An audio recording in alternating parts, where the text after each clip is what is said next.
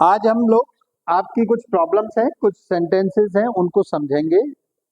Fill in the blank type से भी आता है एग्जाम में, तो कैसे इनको सॉल्व करते हैं। इनको सॉल्व करने के लिए मैंने तुम्हें पहले भी बताया है, दो तीन बातें विशेष ध्यान रखनी होती है।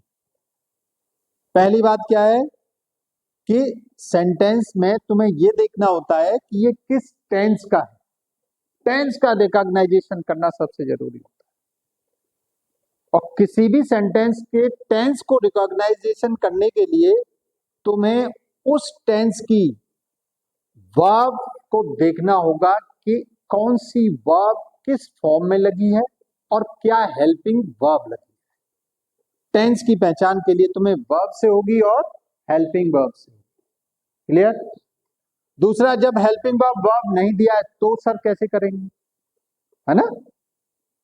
तब हम क्या देखेंगे, उसमें टाइमिंग वर्ड्स ढूंढेंगे। अगर कोई टाइमिंग वर्ड दिया है, फॉर एग्जाम्पल यस्टरडे वर्ड का यूज किया गया, right? Last day, last night, last week, ऐसे शब्दों का यूज किया गया है। इट इज कंप्लीटली क्लियर क्या पास्ट, जो समय निकल गया उसी में लास्ट लगता है, राइट? तो वो पास्ट टेंस ही होगा। अब कौन सा होगा ये तुम्हें थोड़ा उसको पढ़ के और मीनिंग से ही क्लियर हो पाएगा कि किस टेंस का होगा। ठीक है? अगला पॉइंट ये है कि इनको करने के लिए तुम्हें पहले मीनिंग समझना पड़ेगा बेटा। सेंटेंस का जब तक मीनिंग नहीं समझोगे तब तक तुम fill in the blank complete नहीं कर पाओगे। ओके? तो मीनिंग समझना हमें, देखिए देखिए इसको जरा। The emergency meeting dash a while एगो, एंड का फॉर्म यूज करना है। इमरजेंसी मीटिंग थी, वो एंड हुई अ व्हाइल एगो, कुछ देर पहले ही। ठीक है? तो इसका मतलब ये है कि एंड हो गई, राइट? तो एंड का कौन सा फॉर्म भरा जाएगा इसमें? Second form, ended. यानी ये टेंस कौन सा है? Past indefinite. ठीक है? क्लियर? इसलिए एंडेड हमने लगा दिया। अब सेंटेंस क्लियर है। The emergency meeting ended a while ago. Clear? Next example देखिए। Arun dash the riddle for the past hour before he decided to give up.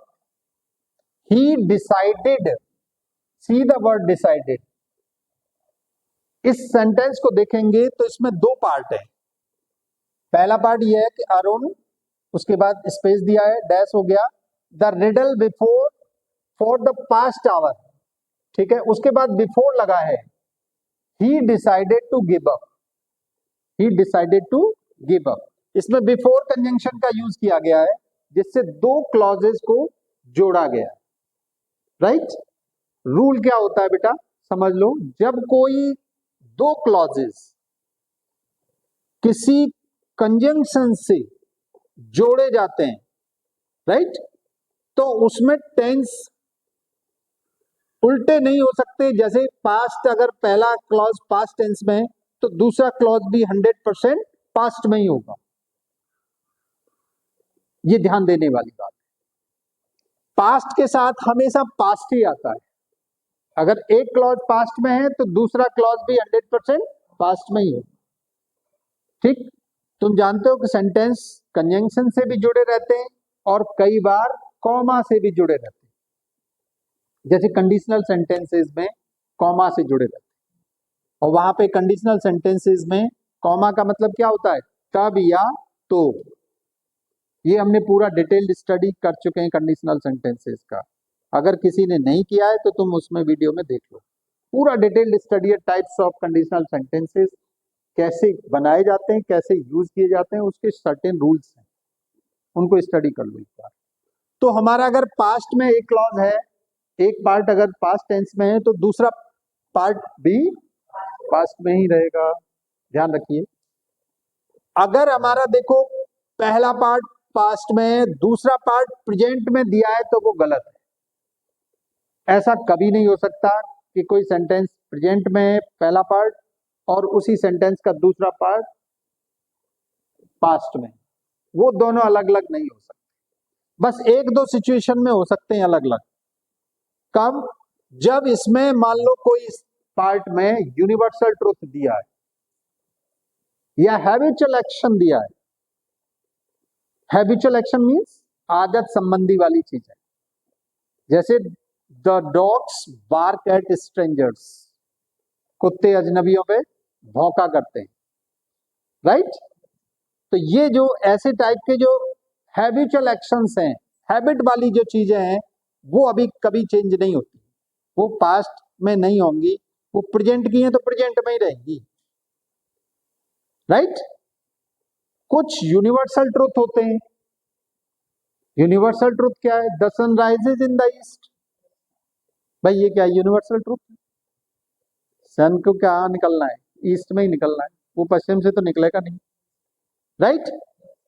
तो ये साइंटिफिक फैक्ट्स जो होते हैं वो भी हमेशा सेम रहेंगे, चाहे पहला पार्ट पास्ट में ही है, दूसरा वाला पार्ट प्रेजेंट में दे रखा है, क्योंकि उसमें साइंटिफिक कोई फैक्ट दे रखा है, राइट। तो वो चेंज नहीं हो सकता, वो पास्ट में नहीं होगा। क्लियर? कोई और ऐसी सिचुएशन नहीं होती है कि जिसमें यहां वाला पास्ट में और दूसरे वाला प्रेजेंट में। कुछ दो तीन बातें जो मैंने तुम्हें बताई है यही ध्यान रखनी है। पहला यूनिवर्सल ट्रुथ, दूसरा हैबिचुअल एक्शन, और तीसरा कोई भी साइंटिफिक फैक्ट। क्लियर? इनके अलावा ऐसा नहीं होगा कि पास्ट के साथ प्रेजेंट लगा। क्लियर हो गया यहां तक? चलिए अगला एक और देख लो कि पास्ट के साथ फ्यूचर भी कभी नहीं लगेगा। पास्ट के साथ फ्यूचर भी नहीं लगेगा। अगर पास्ट के साथ फ्यूचर लगाओगे तो उसको फ्यूचर में पास्ट वाली हेल्पिंग वर्ब्स को कन्वर्ट करना पड़ेगा। ये डायरेक्ट से इनडायरेक्ट जब हम पढ़ाएंगे तब बताएंगे। क्लियर? चलिए इसको देखते हैं। तो अरुण ने क्या किया? रिडल को सॉल्व किया। सॉल्व का फॉर्म हमें भरना है यहाँ पे। Before he decided to give up, यानी उसने जब डिसाइड किया छोड़ने का, अब मेरे से नहीं हो पा रही है रिडल तो मैं इसको छोड़ देता हूं, उससे पहले उसने क्या कर दिया? उसको सॉल्व कर दिया। क्लियर? तो जब हमने बताया है कि जब बिफोर वाले जो सेंटेंस होते हैं उसमें जो पीछे वाला सेंटेंस है ये पास्ट इंडेफिनिट में बना है। किसमें बना है? सेकंड फॉर्म से क्लियर हो रहा है, पास्ट इंडेफिनिट बना है। जब एक वर्ड पास्ट इंडेफिनिट में बना है तो दूसरा 100% किसमें बनेगा? पास्ट परफेक्ट में। तो यहां क्या लगेगा? हेड हेल्पिंग वर्ब लगा के वर्ब की थर्ड फॉर्म सॉल्व्ड। ठीक है, कोई प्रॉब्लम? तो यहां पे होगा Arun had solve the riddle for the past hour before he decided to give up. Any problem? Now it's correct. अब ये सेंटेंस क्या हो गया? सही हो गया। थर्ड एग्जांपल देखते हैं।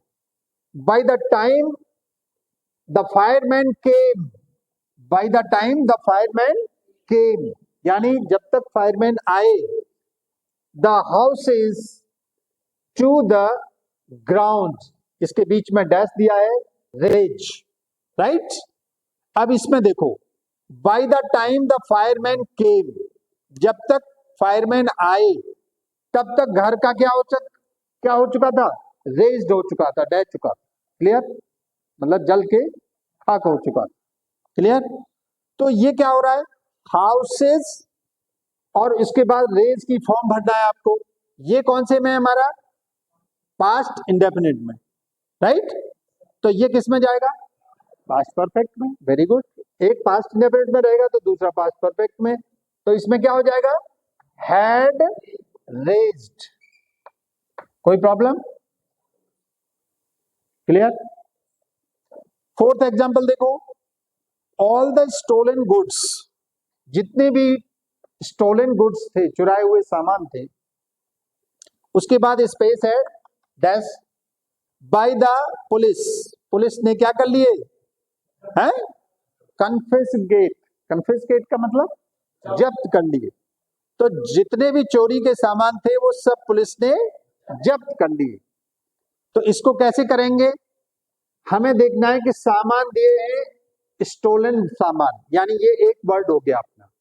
बाई लगा है के द्वारा, बाई मतलब के द्वारा, यानी पुलिस के द्वारा कर लिए गए, जब्त कर लिए गए। तो 100% ये क्या है? Passive voice. क्या है? Passive voice. अब इसको पास्ट में ही ले जाएंगे हम। तो पास्ट इंडेफिनिट में क्या लगाएंगे? वाज वर लगता है। गुड्स के हिसाब से क्या लगेगा? वर। क्लियर?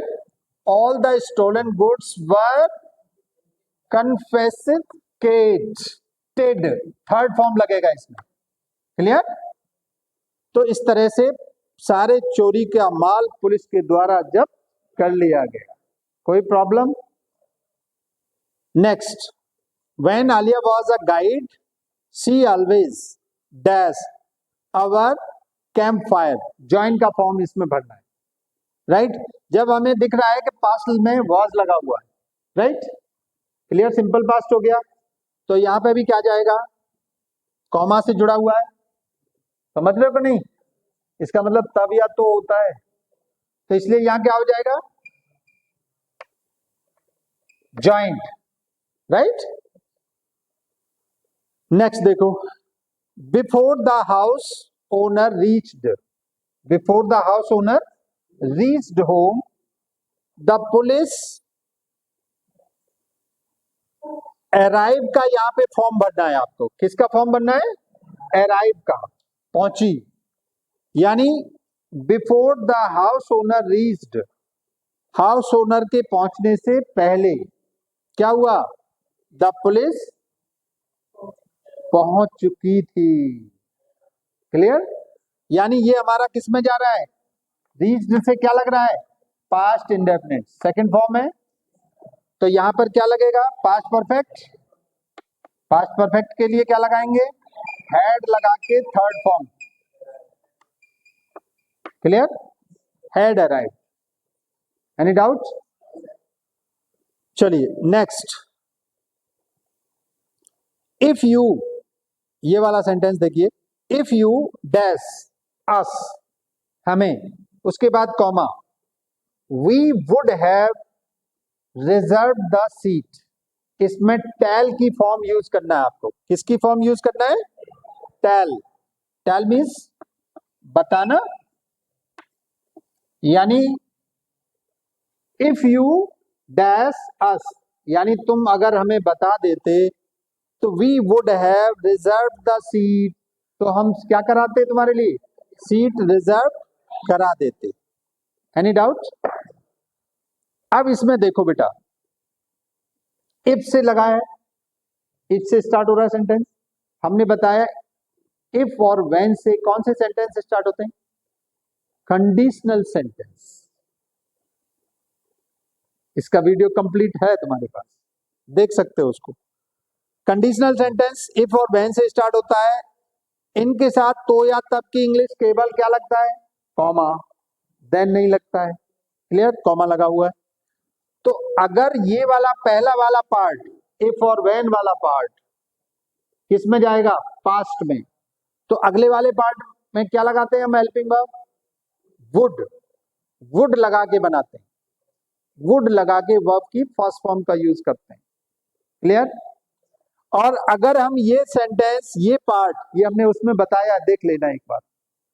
पास्ट परफेक्ट में बनाएंगे इफ और व्हेन वाला पार्ट, पास्ट परफेक्ट में हैड हेल्पिंग वर्ब लगा के, तो यहां पर हमेशा वुड हैव आता है।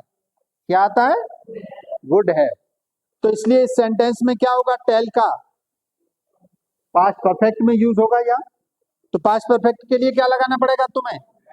Had told. टेल का थर्ड फॉर्म क्या लगेगा? Told. If you had told us we would have reserve the seat. अगर तुम हमें पहले बता दिए होते तो हम तुम्हारे लिए सीट रिजर्व कर लेते। क्लियर हो रहा है कि नहीं? बेटा थोड़ा मेहनत पड़ती है, थोड़ा दिमाग लगाना पड़ता है, रूल्स को फॉलो करना पड़ता है, तभी सीख पाते। और ये तुम्हारे लिए मेहनत का ही टाइम है, देखा जाए। अगर तुम इस एज में मेहनत नहीं कर रहे हो तो जीवन में अपने लिए कांटे बो रहे हो, ये ध्यान रखना। आदमी की, किसी भी इंसान की जो एडोलेसेंस पीरियड होता है, इट मींस अप्रोक्स 15 से लेके जो 21 ईयर्स तक का जो टाइम होता है, 6 ईयर्स, 15 साल से लेके 21 साल का जब कोई भी बच्चा इस एज में, अगर तुमने टाइम वेस्ट किया बेटा, अगर तुमने पढ़ाई को इग्नोर किया, फालतू की चीजों में समय बर्बाद किया, तो डेफिनेटली तुम्हारा आगे वाला जो समय है 21 के बाद का पूरा जीवन फ्लॉप हो जाएगा, and you will regret for that. उसका फिर कोई इलाज नहीं बेटा। The time once lost, lost forever. अगर समय एक बार निकल गया, वो हमेशा के लिए निकल गया, फिर वो वापस नहीं आने वाला। इसलिए रिमेंबर इट, मेहनत कर लो, जितनी ज्यादा कर सकते हो उतनी कर लो। इस एज में जितनी ज्यादा मेहनत करके आगे बढ़ोगे, जितना ज्यादा सेक्रीफाइस कर लोगे, उतने ही बड़े इंसान फ्यूचर में बन जाओगे, ये बिल्कुल श्योर है। इस एज में जितना लेजी रहोगे, जितना आलस्य में रहोगे, जितना बचोगे काम से, उतना ही आने वाला फ्यूचर, तुम्हारी लाइफ, तुम्हारा कैरियर उतना ही बेकार होगा। एक लाइन में समझ लो, हम लोग अपनी कंपैरिजन तो जापान से और वहां से करते हैं कि भाई हम लोग थर्ड इकोनॉमी बनने जा रहे हैं, लेकिन हम बनने तो जा रहे हैं बेटा, लेकिन हमें सबको उसमें एक साथ मेहनत के साथ आगे बढ़ना पड़ेगा। किसी के सहारे नहीं, किसी के भरोसे नहीं, सिर्फ और सिर्फ अपने भरोसे और अपनी मेहनत के भरोसे, तभी हम सक्सेसफुल हो पाएंगे, तभी हम डेवलप्ड नेशन की कैटेगरी में आ पाएंगे। हम लोग दूसरों को दोष लगाने में बड़े माहिर हैं, बहुत जल्दी लगा देते हैं। दूसरों में कमियां निकालने के लिए हम, ऐसा लगता है जैसे हमने पीएचडी कर रखी है कमियां निकालने में, है? किसी को भी बता दो कि भाई ये कैसा है, उसमें 150 कमियां गिना देगा वो बंदा। अरे उसको पूछो कि तुम्हारे अंदर क्या कमी है, नहीं मेरे अंदर कोई कमी नहीं, मैं तो बहुत परफेक्ट मैन हूं भाई। तो इंसान को दूसरों में कमियां ना निकालो। हम लोग क्या करते हैं, दूसरों में कमियां निकालने में अपना सारी एनर्जी, अपना सारा टाइम वहीं वेस्ट कर रहे हैं, जिससे क्या हो रहा है, हमारा कैरियर फ्लॉप हो रहा है। इसलिए don't do such type of petty things, right? ऐसी चीजों में बिल्कुल ना रहिए। अपने समय का सही यूटिलाइज करिए और मेहनत करिए बेटा। लाइफ में सब कुछ मिलेगा, सब कुछ तुम्हारे पास वो होगा जो तुम चाहोगे, वो सब होगा, but only condition is what, you must work hard, continuous work hard चाहिए बेटा। इसलिए लगे रहो, जो भी सब्जेक्ट पढ़ो एकदम तन मन धन एकदम पूरा कंसंट्रेशन के साथ पढ़ो। और पढ़ाई का सीधा मतलब एक और मैं बता दूं तुमको, अगर पढ़ो तो टॉप क्लास तरीके से पढ़ो, और नहीं पढ़ो तो छोड़ दो। पढ़ाई भी ऐसी चीज है, काम भी ऐसा ही है। कोई काम करो एकदम परफेक्ट करो, और नहीं तो उसको छोड़ दो। अध कचरे काम में कभी सफलता नहीं मिलनी किसी को, आज तक नहीं मिली, तुम्हें भी नहीं मिलेगी। आधे मन से, आधे अधूरे मन से किया हुआ काम कभी सफल नहीं होता, कभी कुछ नहीं मिलता बेटा, ये ध्यान से रखो अपनी बात। नेक्स्ट, अब ये प्रोनाउन वाले कुछ प्रॉब्लम्स हैं। This is the colour,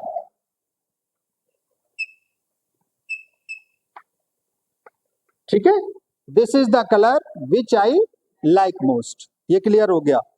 I have a daughter, next sentence देखो, I have a daughter I love very much, यानी मेरे पास क्या एक डॉटर है जिसे मैं बहुत प्यार करता हूं। अगर आप इस सेंटेंस को बना रहे हो तो इसमें डॉटर दिया है, ठीक है।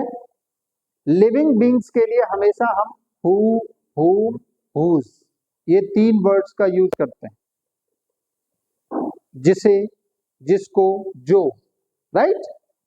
तो हम देखते हैं आई हैव अ डॉटर हुम, यहां क्या होगा, हुम आई लव वेरी मच, क्लियर।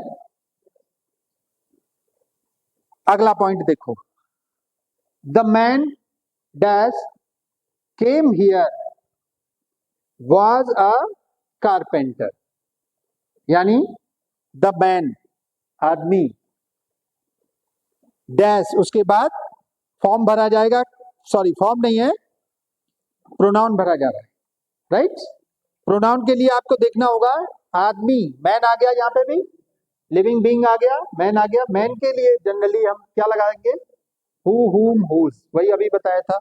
तो the man who came here, वह आदमी जो यहाँ आया था, वाज अ कारपेंटर, वो क्या था? एक कारपेंटर। क्लियर? नेक्स्ट देखो बेटा, नेक्स्ट में भी प्रोनाउन है। द बॉय, लड़का, उसके बाद stole your pen, was Ram's nephew, right? लड़का जिसने तुम्हारा पेन चुराया था वो राम का नेफ्यू था, right? The boy who, right? The boy who stole your pen, जिसने चुराया था क्या? तुम्हारा पेन। वाज राम्स नेफ्यू, वो राम का क्या था? नेफ्यू था। इस तरह से बेटा ये सारे क्लियर हो गए। थोड़ा जूम करके देख लेना, छोटे में लिखा हुआ है, लेकिन कोई बात नहीं, इसमें आपको सीखने को बहुत कुछ मिला। Clear? Okay, all the best, thank you. ये दोबारा हो गया।